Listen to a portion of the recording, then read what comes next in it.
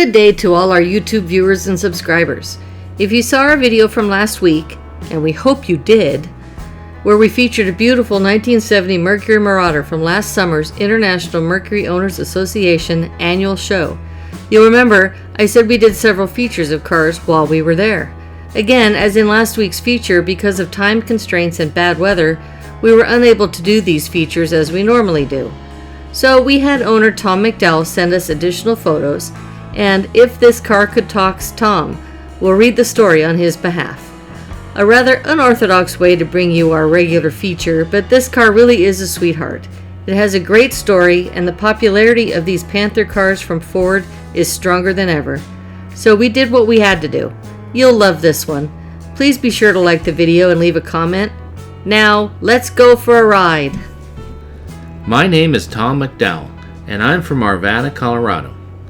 In November of 2006, we became the owners of a special 1991 Mercury Grand Marquis LS four-door sedan. Special in it that it was owned by my wife's dad, Sheldon Isom Rowe. It was his baby, or so I was told by people in his community where he lived.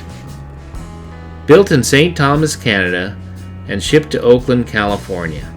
It was purchased there and driven here to Colorado. I determined that we are the third owners. The original owner could not be located. Whenever I saw the car, it was always clean, no matter what it was doing outside.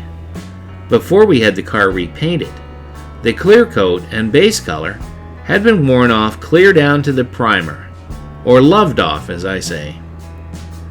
The car had 173,000 plus miles on it, and I started driving it daily to and from work, and we even took to driving it on weekends as well. In 2009, the car received a new engine and steering gear.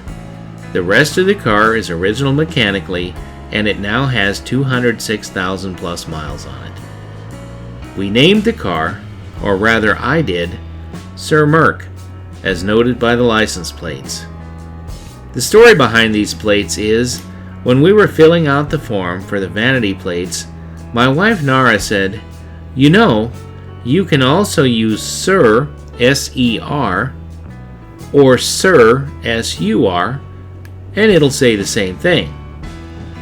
I said, "Yes, but Sir is your dad's initials, and it was his car.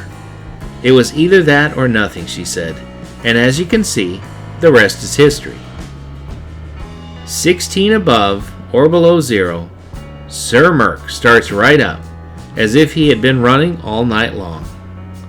Sir Merc is a running fool and has not been towed home or to a shop, or ever left us high and dry. It is a wonderful road car. I've gotten 18 miles per gallon in the city and 25 on the highway. On one such trip, we were on a 2-hour trek to a friend's house and got to town and discovered we were 1 hour and 15 minutes early.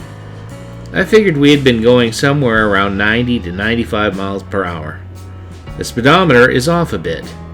If you want to keep up on the highway with traffic, bury that speedometer needle at 85 miles per hour. We enjoy having the car, and we'll show it as long as we can, and people are always excited to see it. So, with my wife Nara's help, I'm glad to bring you this car and to preserve it for my father-in-law's memory. Thanks again to Tom and Nara McDowell for sharing their beautiful Mercury Grand Marquis. Believe me when I say these folks are excellent caretakers for Nara's father's car. Join us next week for a special Halloween edition, presented in our usual format when we bring you an awesome 1972 Pontiac that now serves as a fundraising car for a group of Phoenix area Ghostbuster enthusiasts. This car is always popular when it's out, and next Sunday, you'll see why. Until then, remember, please be careful out there.